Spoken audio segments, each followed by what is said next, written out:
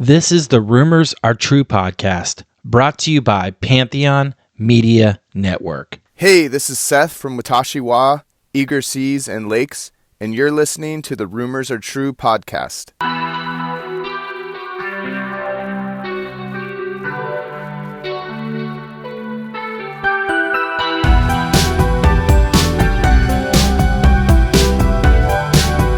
Welcome, this is Jeremy Allen Gould, and I'm coming to you today to confirm between God and of man that the rumors you have all heard are true. I started this podcast to have a platform for the bands and artists that I've worked with in the past, as well as new musicians and artists that influenced myself and many others. The Rumors Are True podcast is an opportunity for the artists to tell their story their way.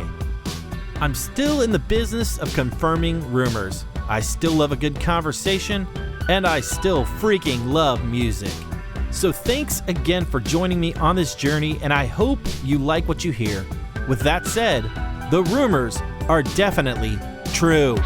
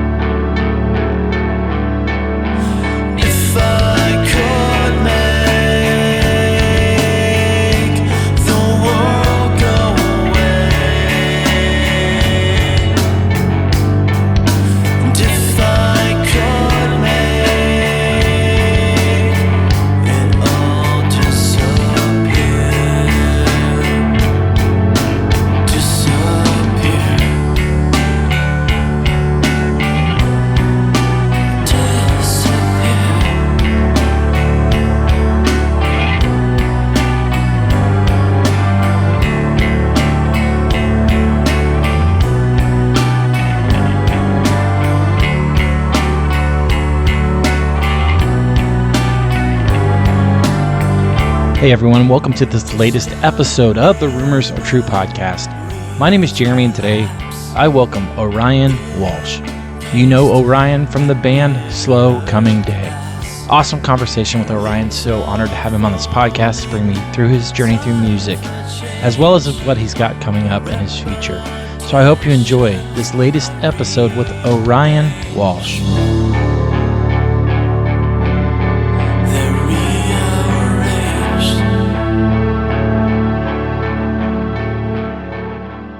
Hey, Orion, thank you so much for coming on the podcast, man. I really appreciate it.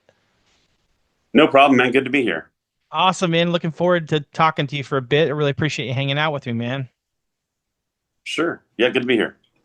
What are you up to now? Tell me what's current in your world, Orion. Sure. Yeah, I've been home in Nebraska, where I'm here in my hometown, Lincoln, Nebraska. And just been home since I toured in Europe last year. And wow. Just doing local concerts around here, especially with the high gas prices and high jet fuel prices right now. Yeah. And a lot of people are feeling that hurt that tour. So I just kind of decided to stay home during this time. And I teach guitar too, guitar and ukulele. And then cool. I lead music at a small, little kind of coffee shop style church on Sundays. So that's what I've been up to musically. Very cool. Very cool. Yeah. What was that European tour like? What was that like for you? Really good. Yeah, I played about 30 concerts in a span of 6 weeks. And so I was on tour over there, and I played all over Germany, France, and Switzerland. And played in Belgium too. So those 4 countries. Mm-hmm. Very cool, man. That's awesome. That's exciting. What kind of venues were they? Smaller venues like listening rooms because Yeah, I'm just like on acoustic guitar, and then sure. some house concerts. So a Very combination cool. of all those.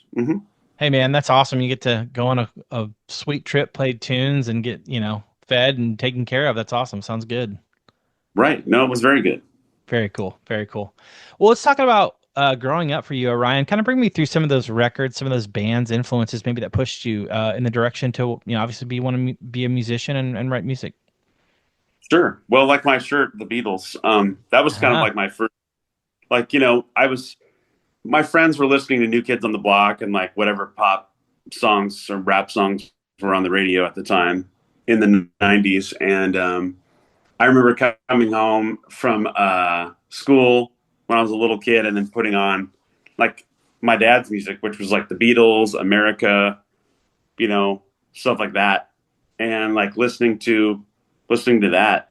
That's Yeah. kind of what started me off. But I still listened to some of the modern music at that time in the '90s. And of course, in high school, I kind of was late to get into the Foo Fighters and Nirvana and things like that. Grunge music, of course, but that all led me to punk rock. And when I was into punk rock, that's really what led me into emo. But really, in my late teenagers years, is where I really, really got into music. And when I left Nebraska and I went to California to college, that's when my music, like when I really got into bands Mhm. and independent bands and bands that were not mainstream.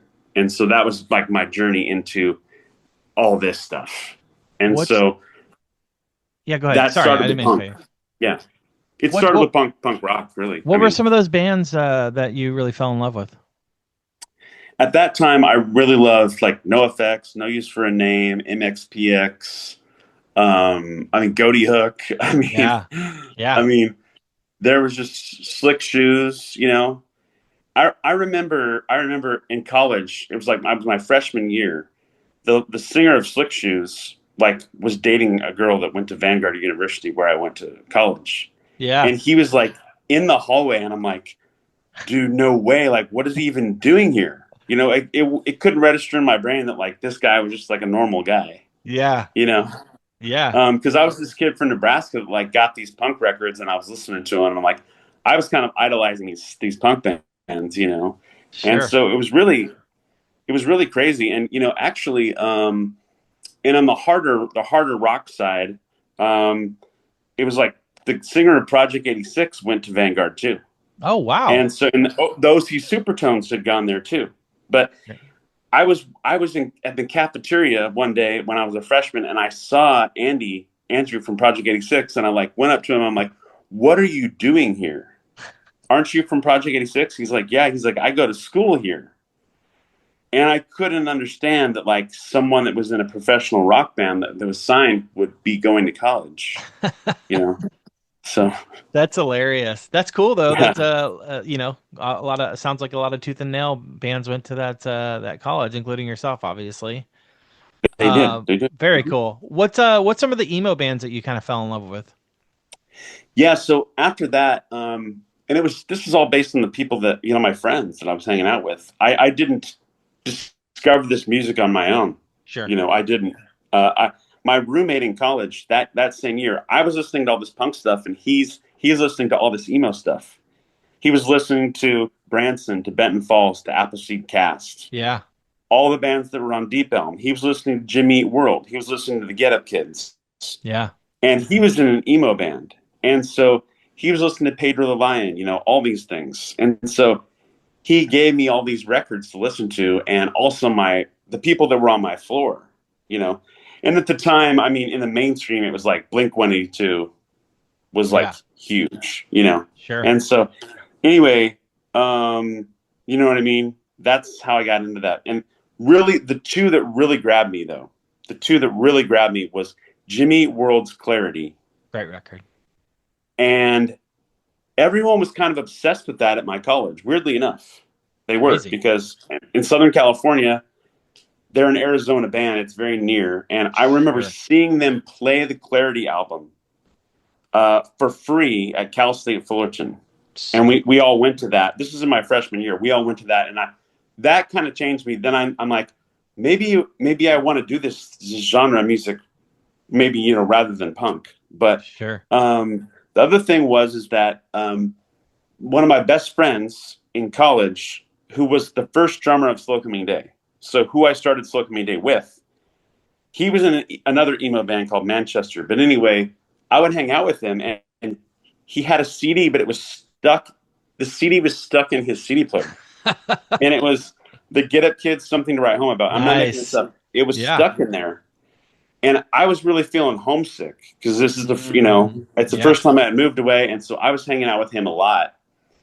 And we went on this trip out to 29 Palms, California. It's like out in the desert. And we listened to that just on repeat. And that really got stuck in my head. And I really had a strong connection to this album. Yeah, and absolutely. So much so that I started to really, really like these bands and go to concerts that were bands that were emo, and that was kind of like a dirty word back in the day. You know, sure. You said you were in an indie rock band, but everyone knew it was there. You know, there was the emo thing, and then also what happened during that time is my friend that I was in a punk band with, Casey Arn. He said, "Orion, have you heard of this guy? He's going to be big, Dashboard Confessional," and it was before he got big. And Casey always knew about things before they were gonna, you know, his fingers were kind of on the pulse, you know, of the music scene. Yeah. And so, sure enough, a year later, Dashboard was on huge television. You know, crazy. So. Hey, this is Jeremy with the Rumors Are True podcast. We'll pause for a word from our sponsors. Stick around. You don't want to miss what's next. By the time I hit my 50s, I'd learned a few things, like how family is precious. Work can always wait. And 99% of people over 50 already have the virus that causes shingles. Not everyone at risk will develop it, but I did. The painful, blistering rash disrupted my life for weeks. Don't learn about your shingles risk the hard way. Talk to your doctor or pharmacist today. Sponsored by GSK. Were you into, had you discovered bands from the Nebraska scene like Cursive or Bright Eyes or anything like that? No, and it wasn't until a couple years later that I discovered those bands late. And it was because I made a trip back here. A lot of my musical discoveries are through friends. And so when I made a trip back here, my friend Nate, who I used to be in a band with, a local band with, he gave me a CD. He gave me a couple CDs. He gave me Bright Eyes, Lifted or So the Stories in the Soil, Keep Your Head to the Ground. And then he gave me a Cursive album, Domestica, I think it was. Yeah, it's a great record. And, yeah, and he gave me Faint. Yep. The Faint. Yeah. Yep. So crazy. Mm-hmm. That's awesome. Very cool. Yeah. So obviously you're into punk and emo. Are you writing songs at this point? Before you obviously start a band, is it coming natural to you? And you kind of mentioned, hey, maybe this is the route I want to go. What kind of bring me through writing music early on for you, what that was like. Yeah, I mean, early on I was just playing bass in a punk band. It's called Three for Flinching. And so we were playing shows all the time. I wasn't really writing at that time. I was just playing bass. I was writing the bass parts, but sometimes when you're the bassist, you're just hanging out with the band. But we got to play a lot of cool shows, even as big as like with Dogwood, with Thrice, with Slick Shoes. Oh, cool. And so with Off the Record, I was thrust into the Southern California punk scene, really. Yeah. Whether I liked it or not, I didn't know really what I was getting myself into. I was only 18. Everyone else from the band was in their middle 20s. And so I was just literally a kid. And so during that time, we played shows with this band called Manchester, which was an emo band. And that's so half of Manchester became Slow Coming Day. Okay. So when Manchester broke up, they were also a band that was at our university. And so when they broke up, the drummer, Matt, and the bass player, Ryan, wanted to start a new band. And so I was listening to these records like Jimmy Eat World, the Get Up Kids, the Appleseed Cast, these other ones. And so I really liked their band. And for one show, they needed a singer. Before they broke up, they needed a singer, and I filled in. And I thought, man, maybe I could do this. I could like Oh, wow. start my own band, Yeah. in California. And so we ended up practicing at the small church. And we also practiced at the university. So at our university at Vanguard, they had a band practice space. So you just had to write your band name down, and there was like a day or two that you could, you could go have practices. Yeah. Like at night. And so we started to practice, and it was just the three of us. And then I ended up asking my friend Brad, who had these really thick, nerdy glasses, that he was like really into Weezer and really into like nerdy rock. And he came to practice with us. And when he came to practice with us, it all fell into place. Like It was there was a magical moment. And then we started to write songs, to answer your question. So both Brad and I started to write songs. We would get together and write. And that's how Slow Coming Day began. And we played this thing called Lobby Palooza. So it was originally it was the lobby at our school, which there was probably like 2,000 or 3,000 people that went to this university. It's really small, private one. But it got big enough that they had to move it into this like large cafeteria. And the sound was pretty much horrible in there.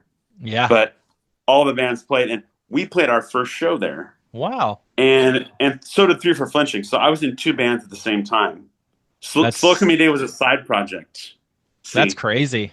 Yeah, it was a side project. It was never meant to do anything other than just have fun and play emo. We had no aspirations to do anything, really. What's not to get signed, not to tour. Yeah, where did the band name come from? Actually, Matt, the drummer, thought of it, and it kind of has a double meaning. It talks about,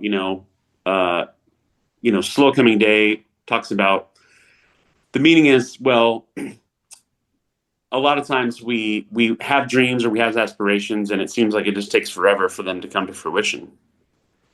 That's one of the meanings. And the second one is like, also refers to like the second coming of Christ. So it basically is kind of a hidden meaning, but it has a double meaning. Yeah. Mm-hmm. Yeah. Well, you mentioned obviously the two bands being in two bands, and you are in rare company. You obviously, both those bands wind up being on I'm Your Biggest Fan Volume 2 on Tooth and Nail, which is Volume 1 and Volume 2 are loved by many. How did you get two bands on that comp? And yeah, it's such a awesome opportunity for you. Yeah. Well, Three for Flinching was trying to get signed at the time. And they actually sent back then you would send your CD with like a press photo and a description of your band. And so a lot of record labels would get this kind of stuff. And so it was sent out to Tooth and Nail, to Militia Group, to a bunch of other punk labels. And it was actually Brandon from Indie Vision Music, who's still doing his thing. Yeah. But I know back Brandon. then, Brandon actually had the opportunity to pick the bands that were on that comp. I'm Your Biggest Fan. So cool. He was involved with that along with Tooth and Nail. So I can't remember the exact story on there, but for sure he chose both Three for Flinching and Slow Coming Day because even though Slow Coming Day was a side project, we started to play concerts around the local Southern California scene. Yeah. So that's how we were both on there. We were both of those bands were very active during that time. Yeah, very cool. That's awesome. I know Brandon. He's a great dude. Very super talented, cool guy. Yeah, he is. So obviously you get on these comps, and Slow Coming Day, when does it start to kind of be more of a priority of sorts for you? And, you guys wind up being on the Emo Diaries Volume 8, which again, another great comp. I've loved Deep Elm, put out so many fantastic volumes of that. Kind of bring me through being on that. And by the way, the song you have on there is fantastic. Kind of bring me through that. Yeah, man. Yeah. Well, what happened is basically, so after that show we did, that very first show, there was like 20 or 30 people that came up to me, my friends, and they're like, wow, you should really do that band, and not your punk band. And I'm like, oh my gosh. And, you think something, when maybe one or two people tell you something, you think about it. Oh, okay, I'll think about that. But when 15 or 20 to 25 people tell you something, you can't deny it. Sure. And so I was like, okay, maybe this is a thing. And so I actually, though it broke my heart to do, really, truly, it broke my heart to do it. I quit my punk band. And it really broke my heart because there's still a part of my heart that's punk rock, even now. Yeah. And so I quit the punk band, and man, those were my best friends who I hung out with all the time, and so it was really hard to do. Even they were older than me, but, and anyway, so I did, Slow and Dave was my only band. And then we got more serious about writing songs, and we'd only been a band for almost not even 6 months. Literally, I'm not making this up. We were a band for like 3 months, and our bass player, who was older than us, booked us studio time, and we didn't even have all the songs written. And we only had like 3 or 4 songs, I think. Maybe an idea of songs. Maybe we had 6 songs or something.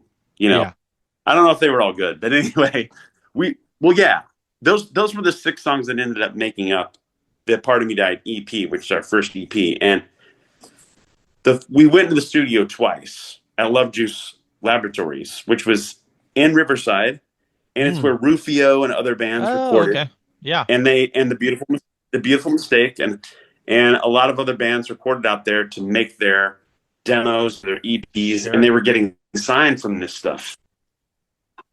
And so there were 2 people in our band that wanted to get signed. And so they were older than me and Brad. And so they were convincing us we need to send this out to record labels. And so I thought, well, how do you even do that? I'm still a teenager. Sure. Like, I don't know how to send record labels. And so, but my friend Eddie, who was the singer of Fear of Flinching, he knew how to do that. So I'm like, I'll just copy the way they did it.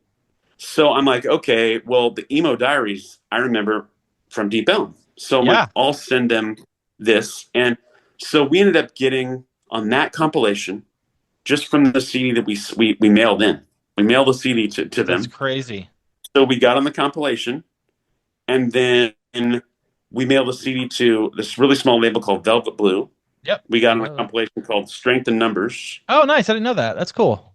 And then Militia Group put us on one of their compilations. Wow, dude.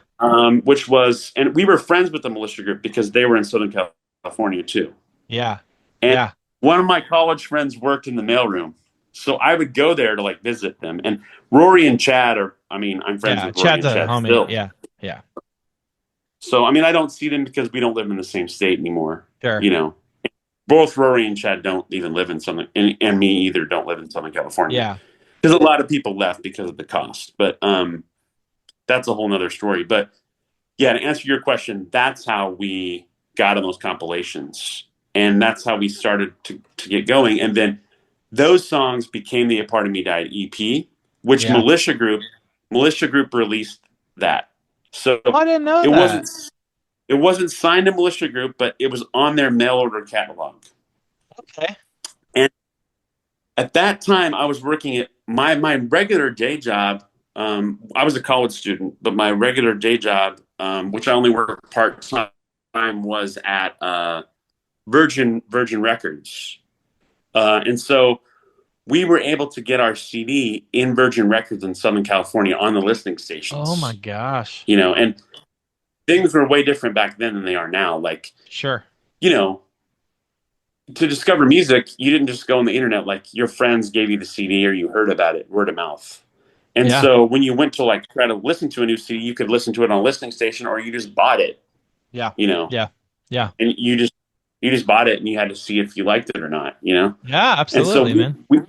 We were on the local listening stations for Southern California at Virgin Records. So crazy. And so people thought we were a much bigger band than we were. That's incredible. And then at that time, so then things just kind of just got set on fire in a way. We were just, only being a band for 6 months, all of a sudden we're on these compilations. Then the Militia Group's putting out our EP, and then we're on these listening stations. We started getting on bigger shows as well. Yeah. So we played like the Glass House. So that's like, it's a room with 1,000 people. Sure. We were playing Coos Cafe and those type of shows. And then Noise Ratchet took us on a tiny mini tour, like of of California. So we played Southern California, Central California, Northern California with them.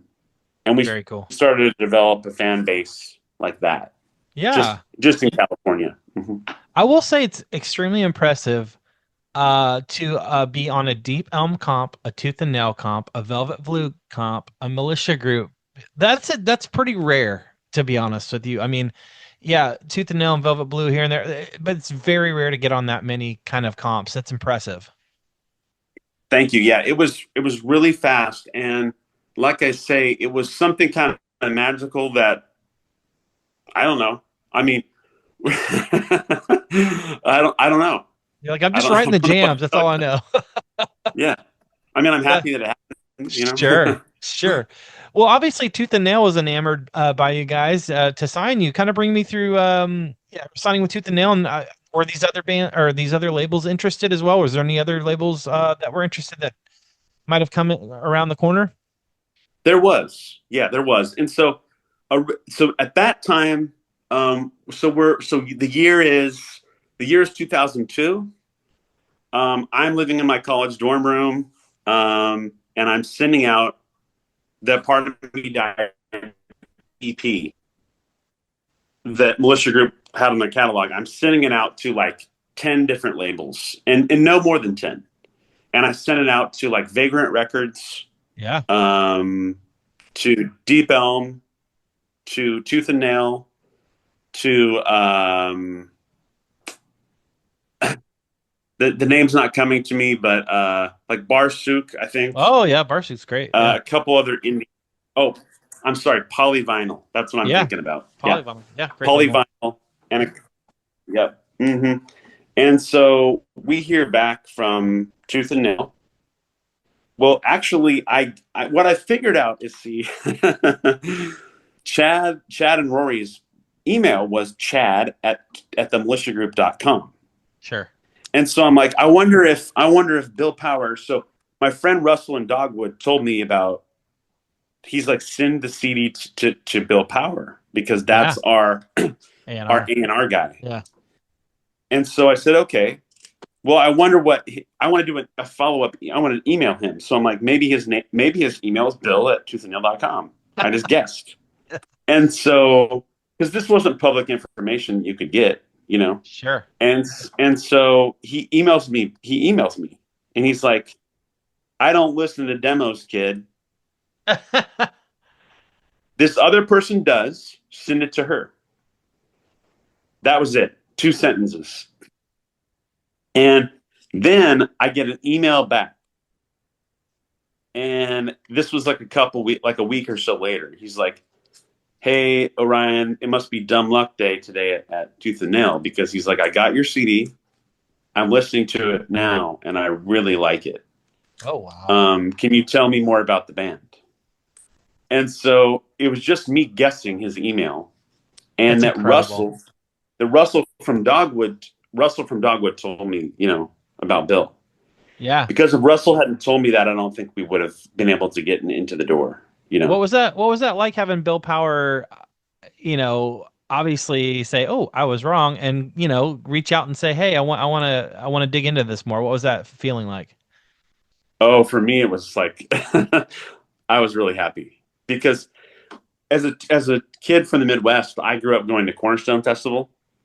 And so that's when I really kind of fell in love with a lot of Tooth and Nail bands. So for me, my dream was to be on Tooth and Nail Records. That was a dream, Yeah. Very cool. I always thought it might be in a punk band, but this time it was in an emo band. And they were kind of looking at, all this stuff is blowing up. The years, Dashboard's blowing up. The Juliana Theory is really big. And they're like, well, Slow Coming Day could be the next Juliana Theory. That's what they're thinking, in their business mind. I'm guessing. Sure. And so he said, yeah, tell me more about the band, and I want to come down and watch you guys play. So he ends up coming. He was dating a girl in Southern California, so he ends up coming to Southern Cal. He flew down from Seattle, and he comes to our show at Chain Reaction with Noise Ratchet. We were playing with Noise Ratchet again. We played a lot of shows with Noise Ratchet and The Beautiful Mistake. We played a lot of shows with them, and Stairwell. Yeah. And so those were kind of our buddy bands, Die Radio Die. But all our buddy bands we would play with. And so he offered us a contract that quickly. That's so cool. Yeah. That's amazing. Yeah. So we had to get an entertainment lawyer, and which we did. We got Goaty Hook's lawyer, because Christian, the bass player. Yeah. The bass player of Goaty Hook was actually me and Brad became roommates. So when I dropped out of college, I actually moved basically across the street, only a couple blocks away, with Brad, the guitar player of Slow Cleaning Day. And we lived in an apartment complex in Costa Mesa, so like right next to Huntington Beach, California. And Christian was like going down to do his laundry, and I'm like, dude, you're in Goaty Hook. What are you doing here? He's like, I live here. You run into people. And so we became friends, and he helped us out with the lawyer stuff.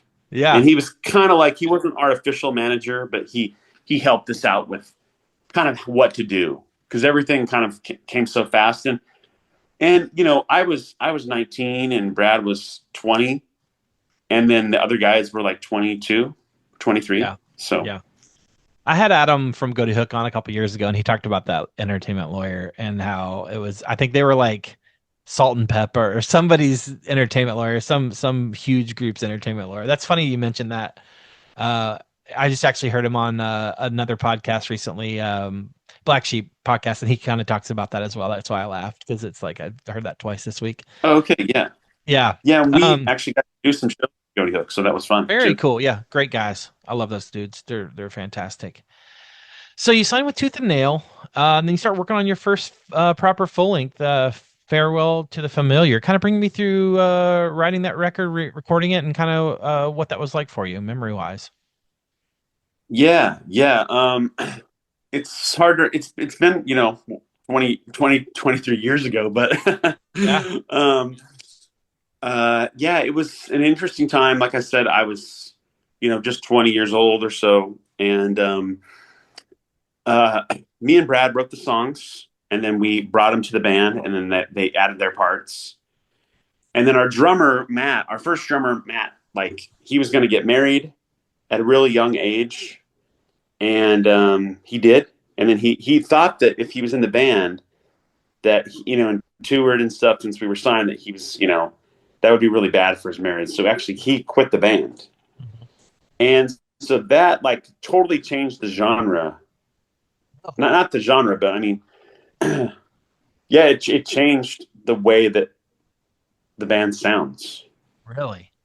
Whether I like it or not. Yeah.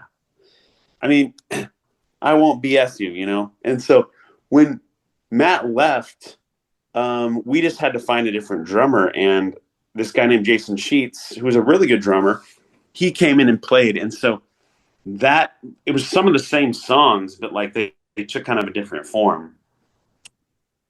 Because the drum parts were different. And then our bass player also left. In the middle of the recording? Those before we went to the studio. Oh, wow. Those two guys didn't vibe. They were in a feud. They didn't like each other. Sure. And so Ryan, our bassist, was like a big business person, like that helped book us studio time, get us concerts. He did all the booking.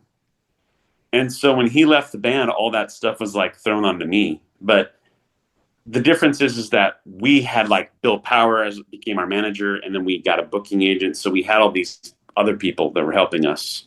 But anyway, when we went to make that album, our friend Dave Stutz, who is just a friend who played bass, went with us to play the bass. He basically joined the band.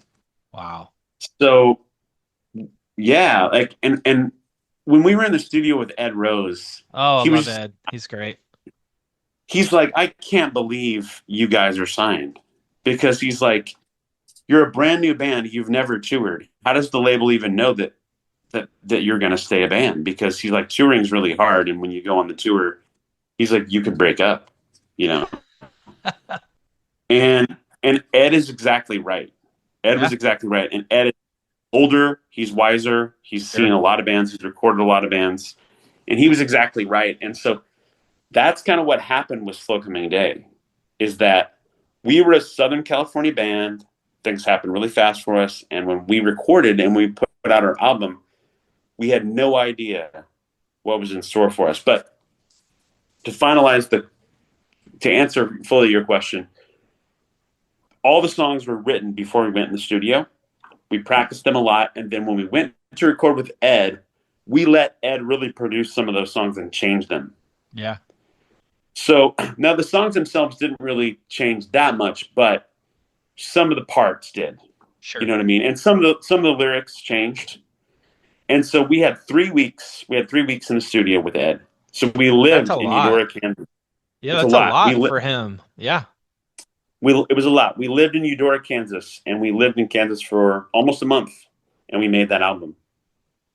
What was it like working with Ed Rose? I mean, he's a freaking incredible producer. He's done so many great records. What was that like working with him? It was good. Yeah, he used to call me O-Town. He's like, okay, O-Town, I'm going to need you to sing that like again. And sometimes it was really frustrating because he wanted us to like do a part 15 times.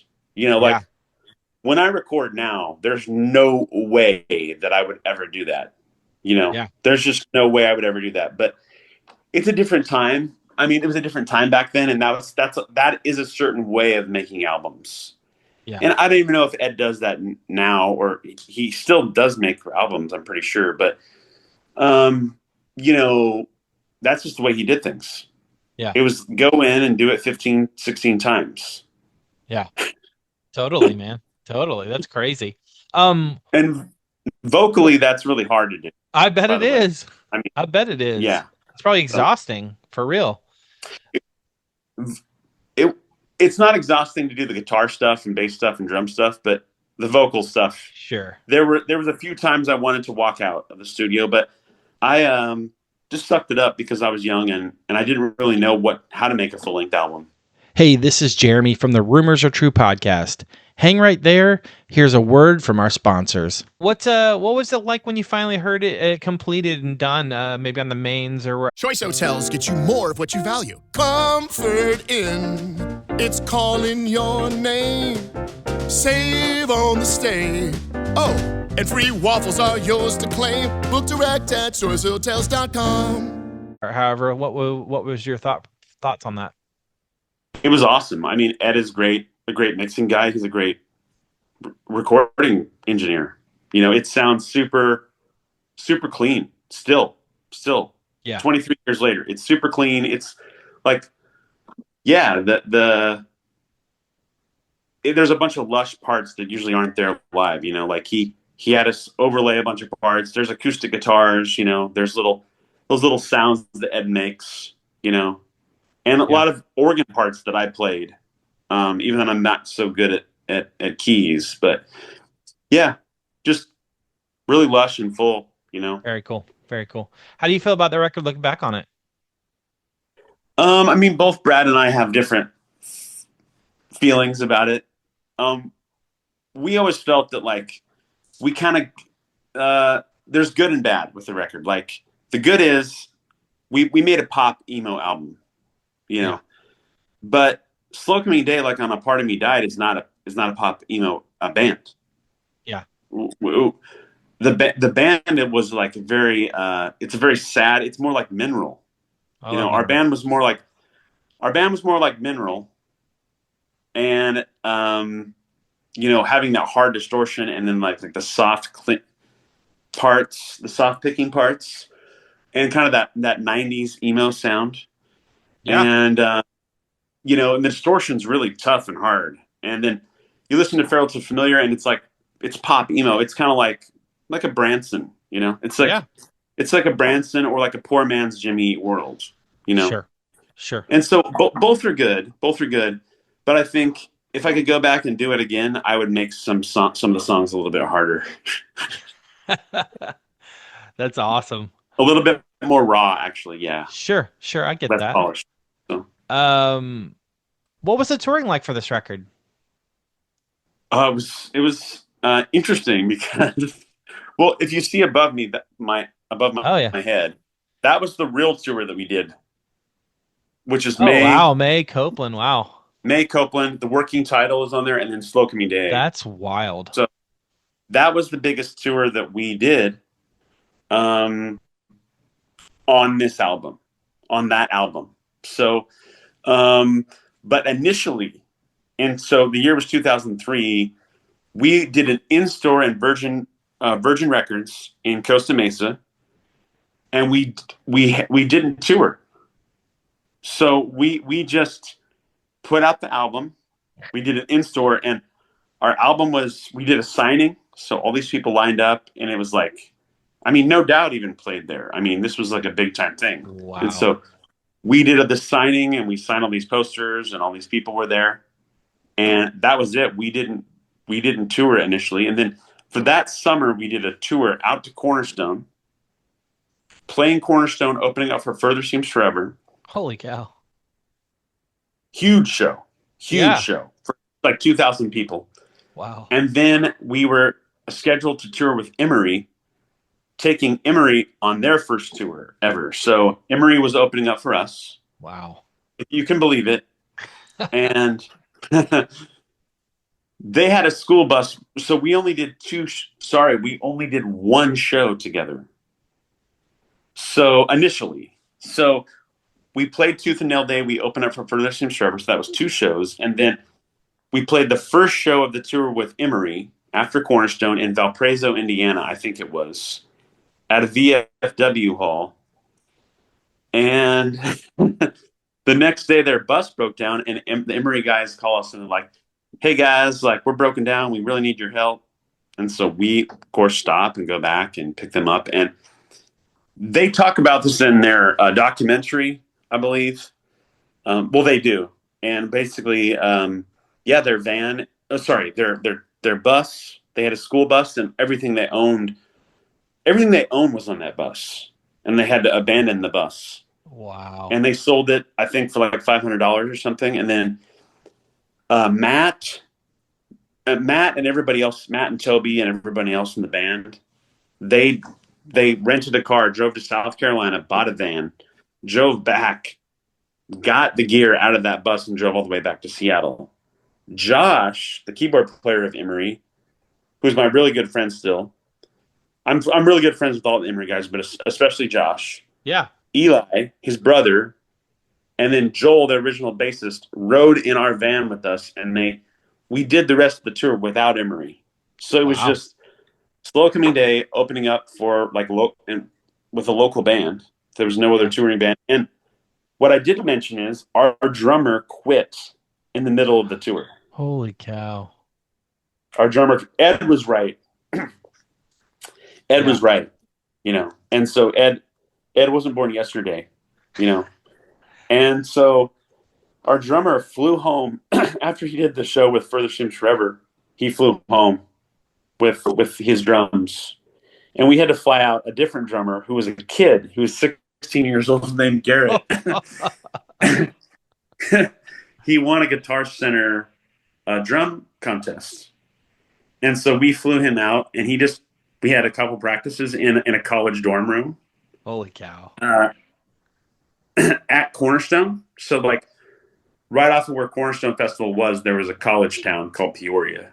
Yeah. And so we were staying there like in someone's dorm. Crazy. And so we would practice there with no air conditioning. We were just sweating to death during the day. And we would go watch bands at night because we had already played, because sure. Cornerstone was like 4 or 5 days long. Anyway, so we like going out with this kid drummer, and we did the rest of the tour that way. And that was the first tour. And then the second tour we were supposed to do was with Man Alive. Oh, yeah. Which was a punk band. And we did just the West Coast a tour of that. It was from Southern California up to Seattle to Tomfest. And we played Tomfest, and then our bassist quit the band for a girl. And he went back to Illinois, and he met her at Cornerstone. And so he left the band. He quit the band because he quit the band mostly because I told him that he can't live in another state. We're not that big of a band. He can't, it's not like it is now. Sure. It would be different now if he was like, oh, okay, yeah, we're going to do 4 or 5 shows this year. Sure. Yeah, who cares? Yeah. But at that time, that wasn't going to work. Yeah. Yeah. That wasn't going to work. We weren't big enough to do that. And so he, because he wrote bass parts, and it was a different time period, than it is now. And so he moved home and we dropped out that whole tour. Man Alive did the rest of the tour without gear. They were borrowing our gear. They had to go back to Texas, get some gear, and finish the rest of the tour. We went home, and that was it. And so then what happened is that Rob from May and Dave from May really liked our band, but especially Rob. And Rob from May, the keyboard player, had told their manager, we got to take Slow Me Down tour. We really wanted to take them on our tour around the United States. Their first headlining tour. It's crazy. With that poster. And it was 2 months of shows with only 1 day off. Wow. All around the country. And most of the shows, all the shows on the West Coast were sold out. All the shows on the East Coast were sold out. The smallest show we played was for 350 people. And the largest show we did was at the Norva, sold out. At the Roxy in Hollywood, sold out. All sold out, mostly on the West Coast with Copeland. And so that was our first real tour.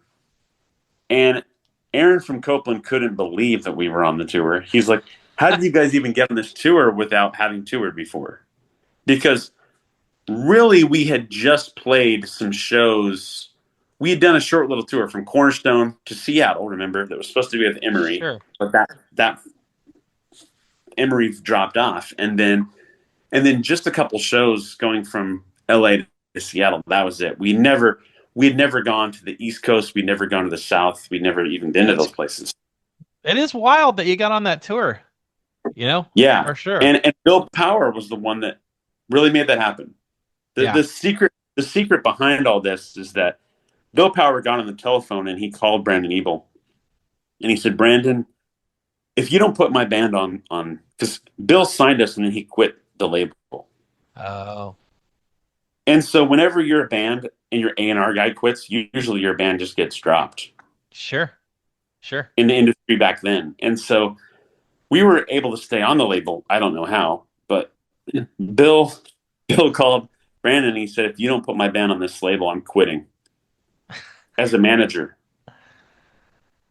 you have the power to make this happen. Do it. Yeah.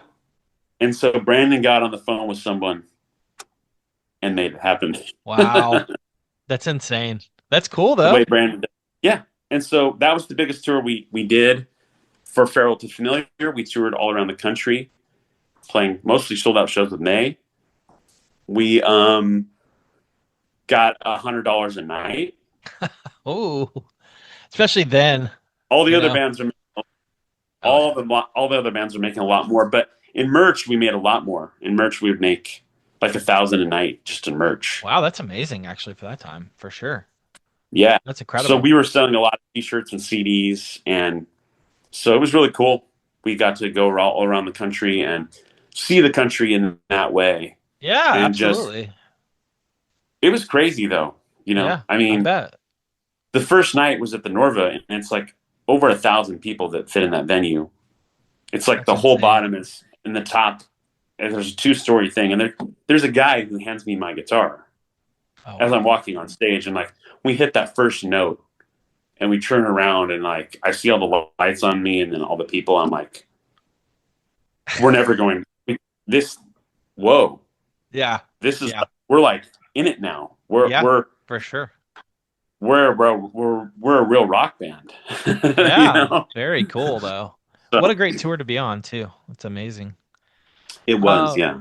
So after this happens, you're no longer on Tooth and Nail. Kind of bring me through that. I'm assuming since Bill left that, like you kind of mentioned, maybe that had something to do with it. But kind of bring me through leaving Tooth and Nail and the next steps after that.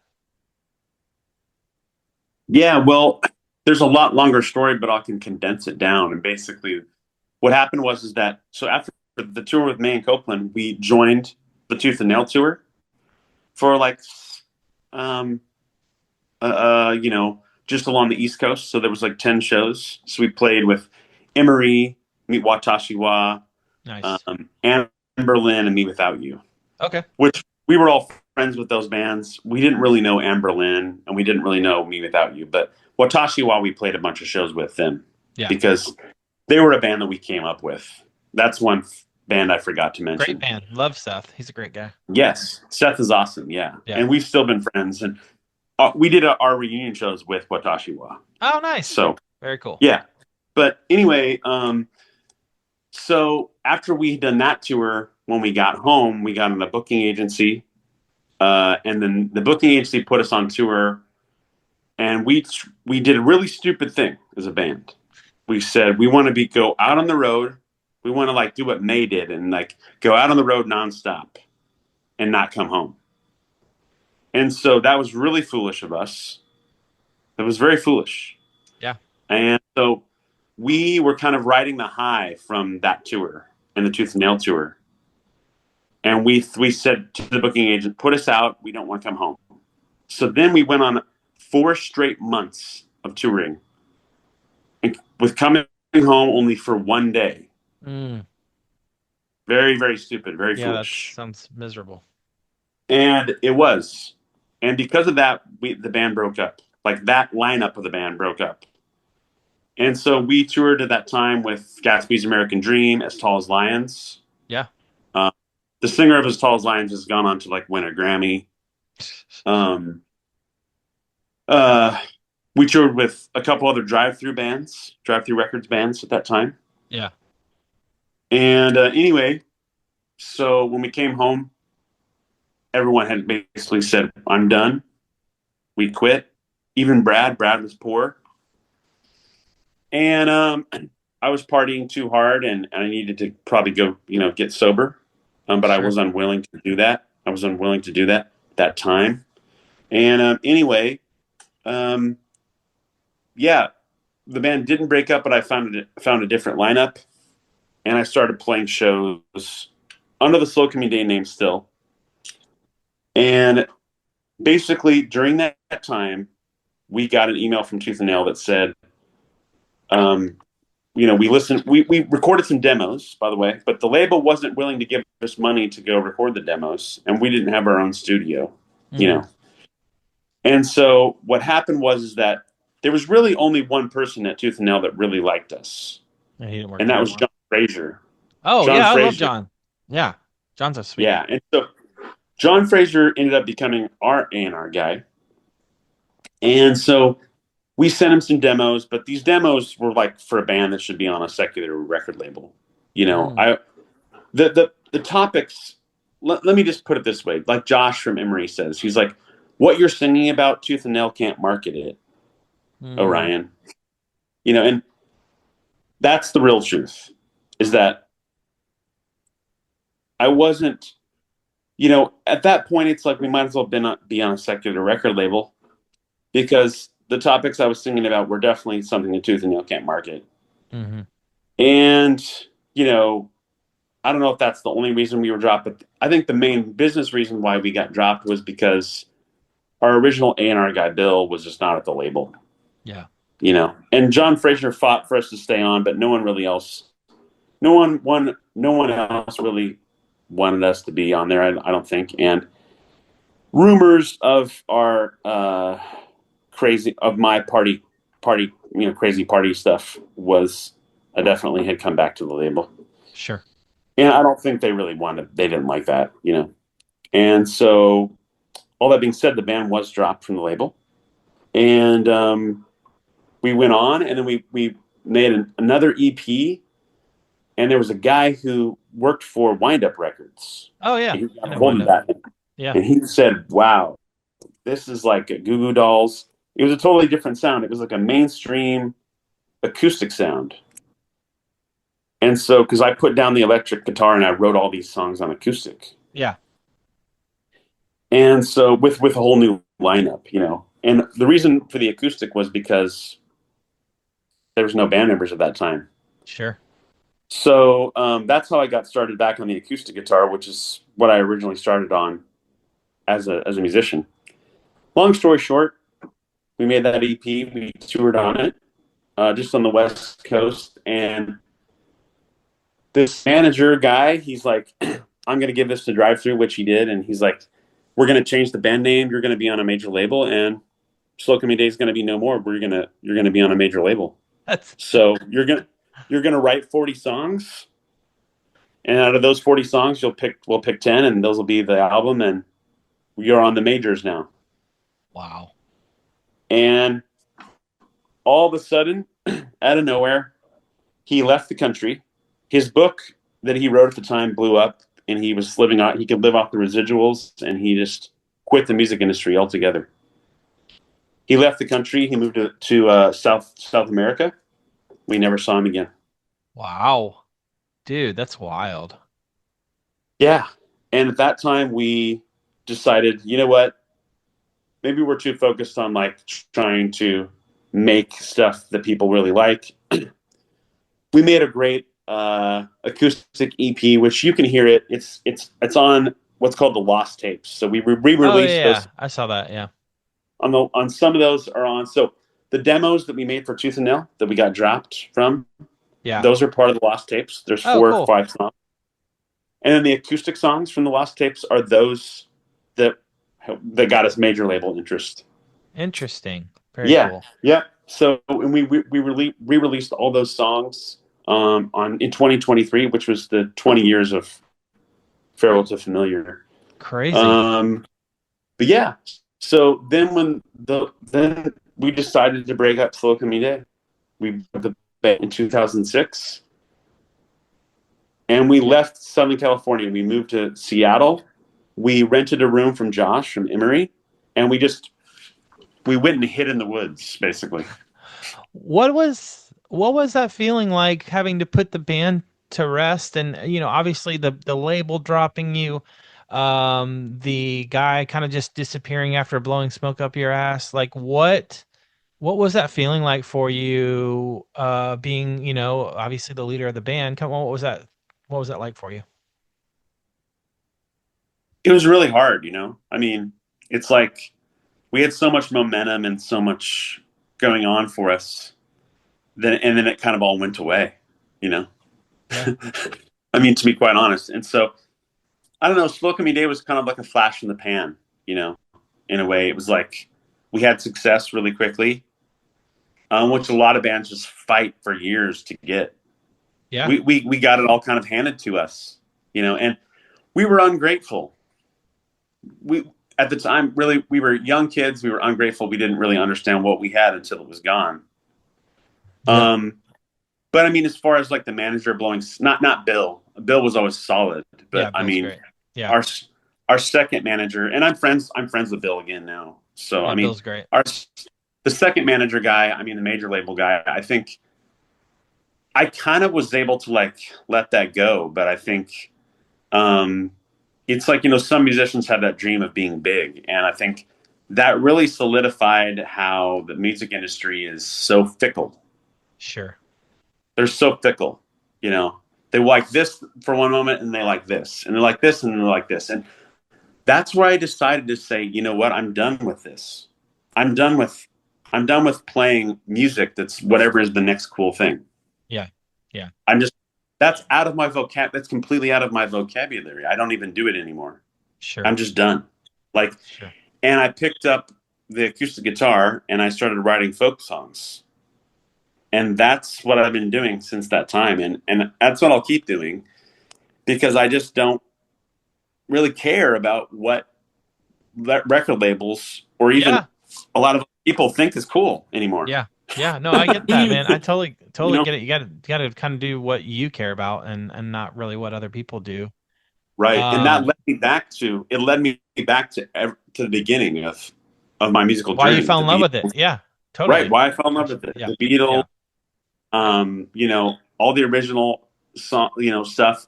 I got into Bob Dylan. I got into, Woody Guthrie. I got into Johnny Cash. I got into music. I got into music that will stand the test of time. Totally. Absolutely. I'm not saying that emo won't stand the test of time. I think there's some great emo songs that were written, but I'm just saying that I don't know. Yeah. I know that it happens. Like, I'm not the first one to like really like punk rock, then like emo, and then become a folk artist.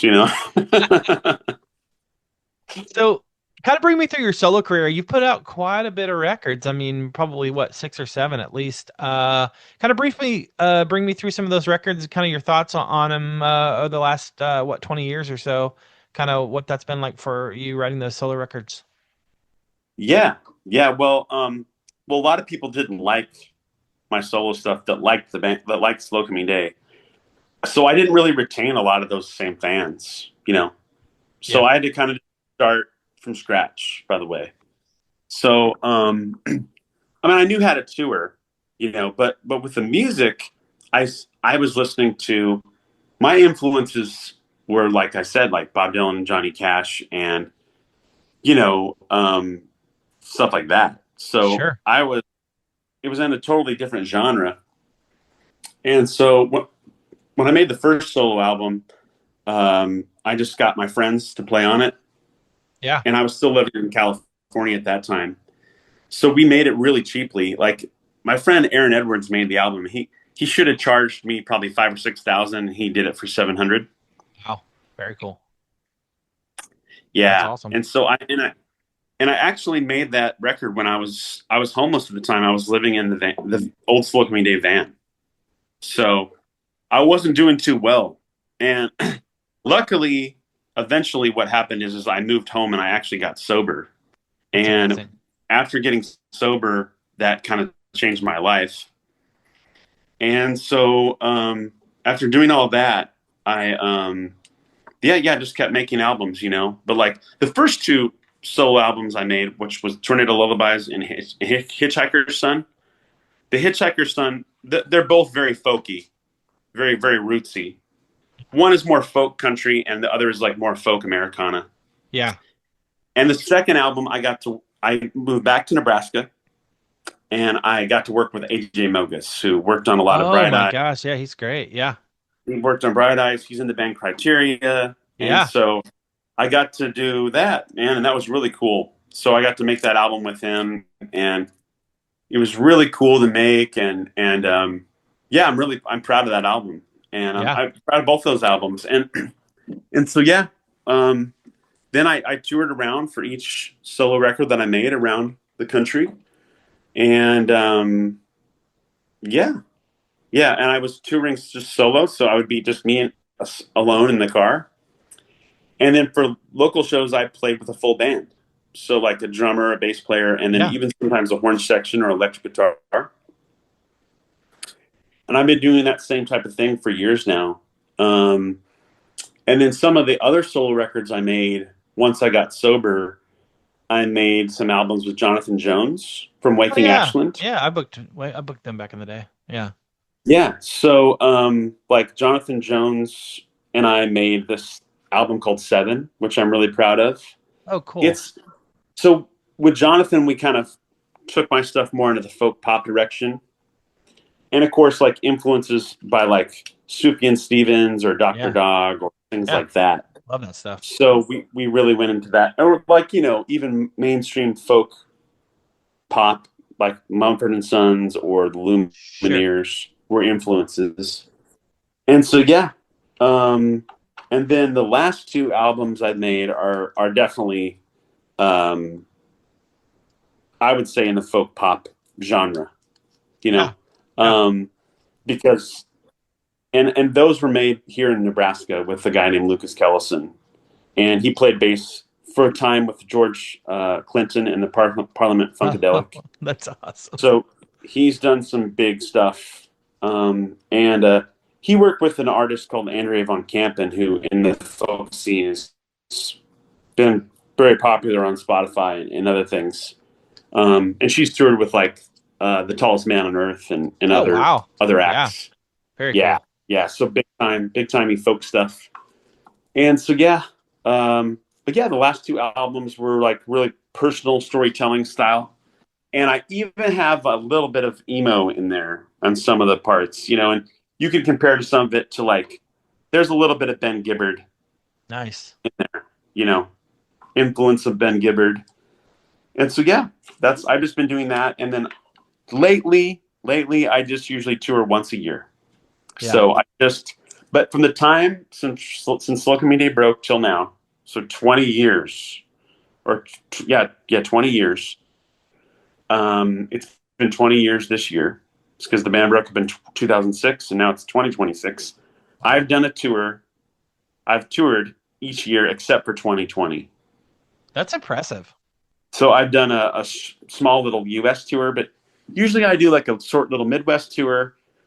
Unfortunately, I skip over the East Coast, and I don't know why. But Because it's cold.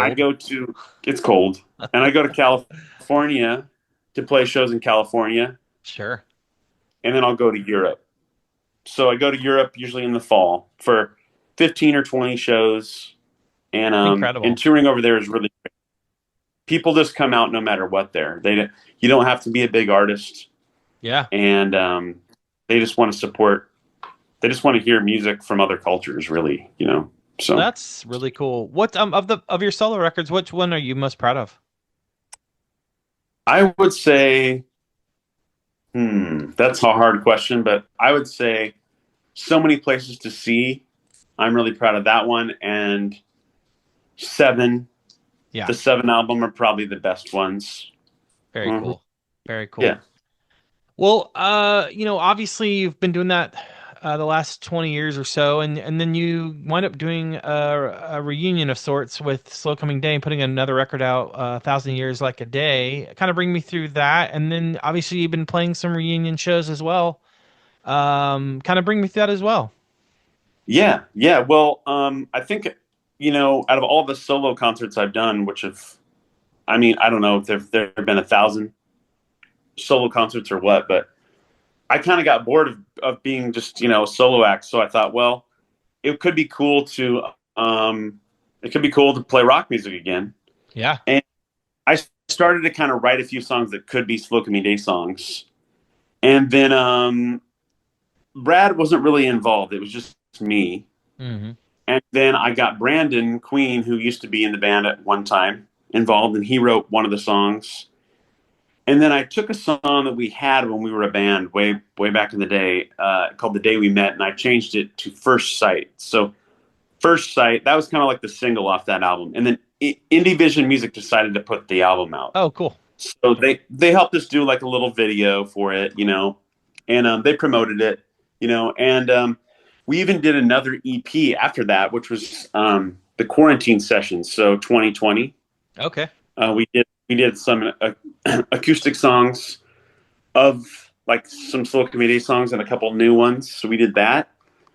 And we got together to do reunion shows because Dave from May, I met Dave from May down in Nashville, and he's like, why don't you get Slow Coming Day back together? He's like, you can open up for us on some of these shows we're doing. So I'm like, okay, cool. That could be cool. So I talked to the guys, and we all get back together. And we wanted to like get back together and like try to do one show to see if we can even like pull it off, Sure.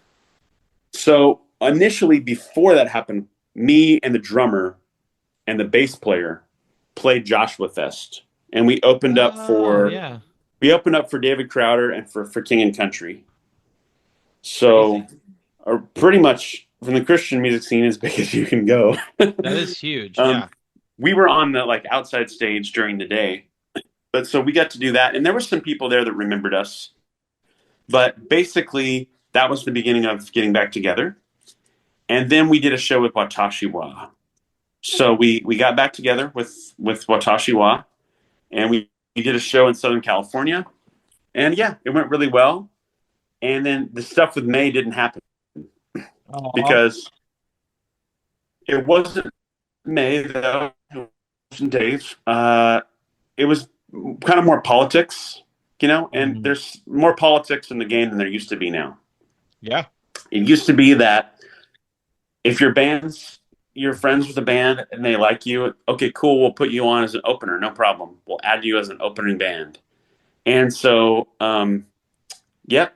May tried to get us on as an opener, and they're like, the management was like, well, we have to put these other bands on because we need to be in good with this other festival. Yeah, we need to get on, and we just can't do that. And and the really sad thing that's happened in the music industry is, it's been about numbers before, but this whole idea about Spotify numbers and all this thing, and Spotify is a horrible company. Sure. That what they're doing is horrible.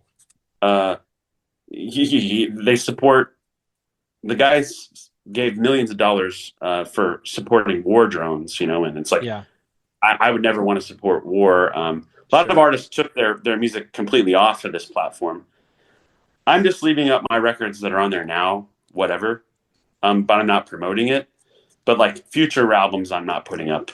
Sure. On this type of this thing, and it's just kind of crazy where we are with things. It's kind of a weird, it's a weird. Yeah. No, I get that. I know you can't predict the future, Orion, but what do you think the future looks like for you individually and musically? Okay, that's a good question. Yeah. Well, lately I've been doing music at church, which is cool. And then I've been doing solo shows and still going to Europe once a year. And I even have a new album I'm working on too. So I could see myself continuing. I'm in my 40s now, so I can see myself putting out music still, original songs. Here and there as I have this when the songs come to me, and continuing to play. Continuing to play shows. I don't know if I'll always tour. Just between you and me.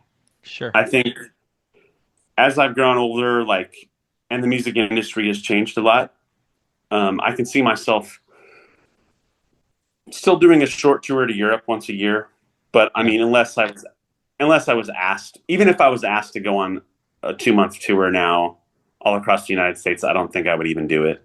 I don't think I would either. Yeah. I mean, I've already had that experience, and it's really great. And honestly, I've got to do so many great things with music now. I think if I died tomorrow, I would be content. That's cool. With what I've done in music. I've put out albums on a national level. I've got to tour the country. I've got to tour Europe 14 times. I've got to live the dream with being on my own personal dream, but being on Tooth and Nail. But nowadays, I kind of do music to live to bring others joy. So I always think that it's a success if I can do a concert and someone laughs, or they smile, or they think about things. Yeah. Or they even just have a moment where they don't think about their troubles for 1 hour. Sure. Then I've done my job as a performer. But between you and me, it's really hard after 20 years of touring to put it down. Sure. Well, you've and to stay in one place. Absolutely. You've done some impressive things from what you mentioned. So I think I would encourage you to keep doing what you're passionate about and what you love, and being like you said, giving someone an hour or two a week or whenever you're playing, just to get away and kind of think about other things that aren't maybe a lot to deal with. So that's really admirable and awesome that you're being able to do that. And super honored to hang out with you, man. I really appreciate you hanging out with me. It's really been cool to hear your journey and your story, and just really awesome to hear peek behind the curtain just a little bit. Yeah, man. Thanks for having me on the podcast. It was great to tell some of those stories I haven't thought about for a long time. So.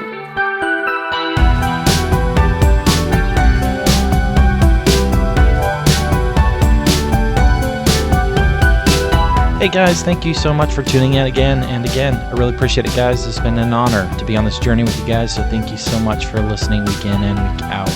If you'd like to add me on Instagram and Facebook at The Rumors Are True Cast. If you like to like and subscribe, you know the drill. Got a website, www.rumorsaretruecast.com, if you're interested in listening to the episodes on there, as well as links to merch and whatnot. So thank you again for checking that out. Thank you to Orion Walsh. Amazing episode. So honored to have you on the podcast, hear your journey. Really stoked on the stories you told. So thank you again for hanging out with me, Orion Walsh. Got some incredible artists on the horizon, guys, and you know it. Nostalgia is still a heck of a drug.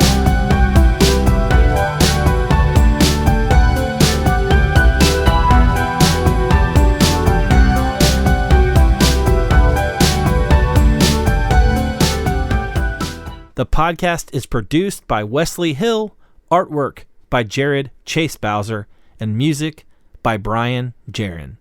This episode is dedicated to the memory of my dear friend, producer, and man of many talents, Brian Jaron.